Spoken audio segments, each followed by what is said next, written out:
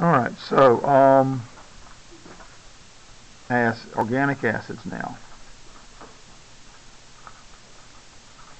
Just to review, make sure we're back to where we were talking about the same thing. In terms of order of importance, we treat everything up to the halides as having the same order of importance. So double bonds, triple bonds, phenyl groups, and halides, you just have to, there's no, none of those has more importance than any other. You actually put them, in this class anyway, they're all going to be prefixes on the front of the root name. Well, I'm sorry, these are not, the double bond and triple bond is not a prefix, but these are all prefixes on the root name. And then the double bond and triple bond are part of the suffix on the root name.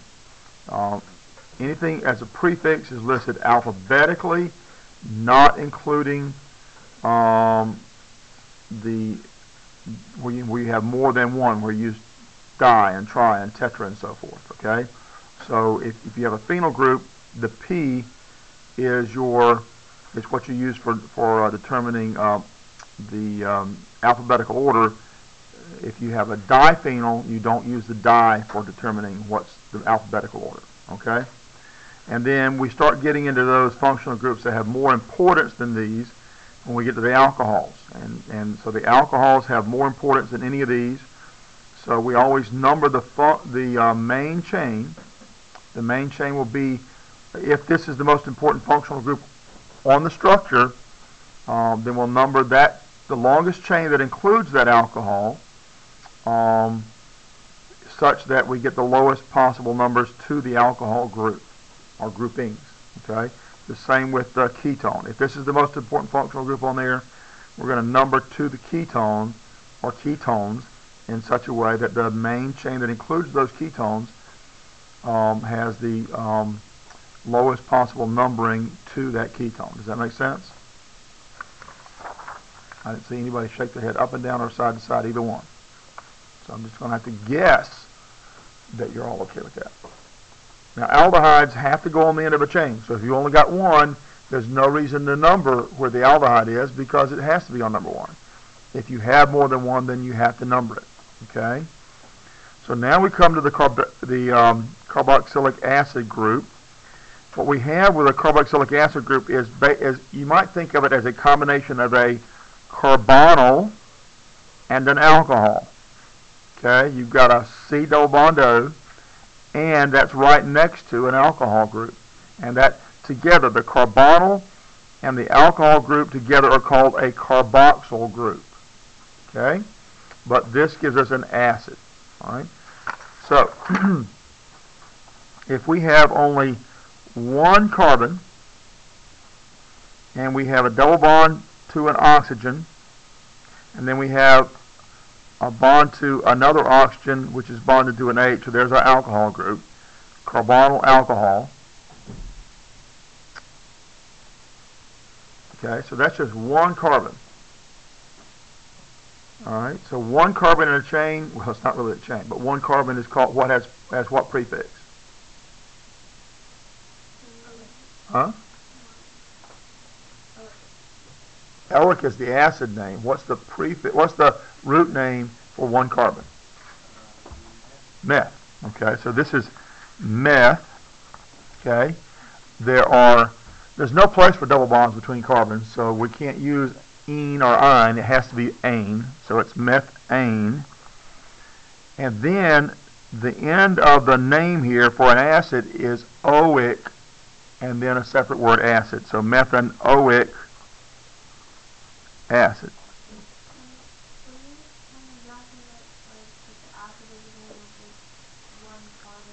Okay, an acid is,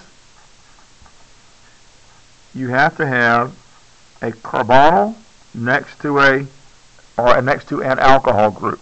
Okay, and when all that together, all of this right here makes an organic acid group called a carboxyl group. Is that O? Is that A? That's the alcohol group right there. This one right here, this is a carbonyl. Here, that's an alcohol group because I was doing a complete structural formula, and there is a shared pair of electrons between the oxygen and the hydrogen.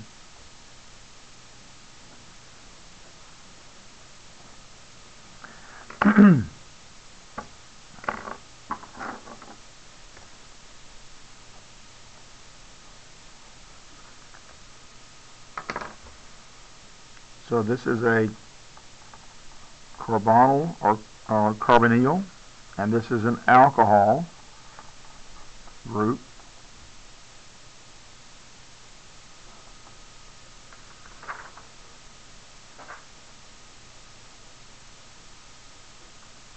An alcohol group has another name, hydroxyl.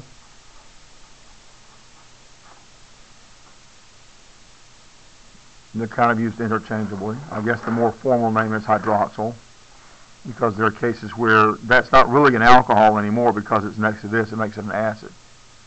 So, okay, so that's the general form. You got a carbonyl or carbonyl. You have a hydroxyl group here, and it's attached to a, well, that's actually part of the carbon chain, but this is some kind of continuing carbon chain here, or that can be the only carbon we have, as in methanoic acid. Okay. Methanoic acid has a common name called formic acid,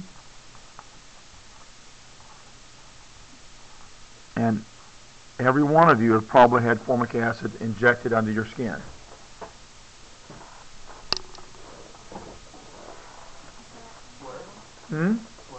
No.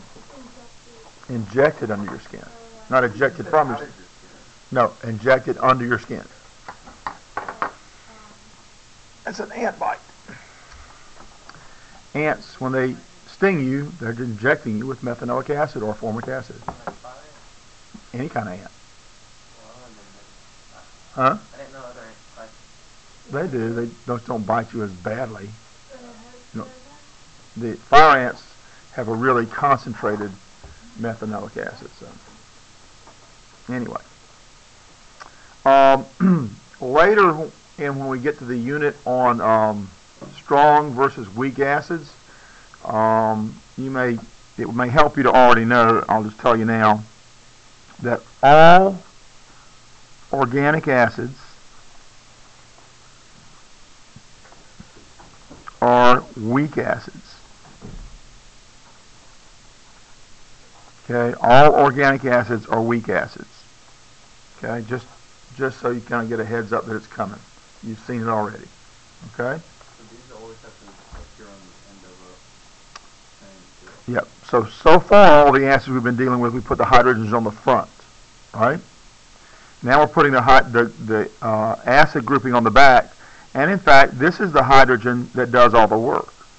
All the non-organic acids, we typically write those formulas with the H on the front of the formula.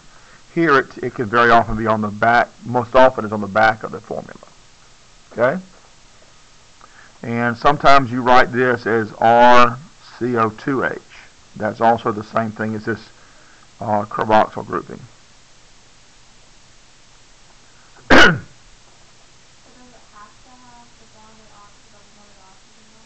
Yes, and that when we write it like this, the implication is that is C double bond O and then OH.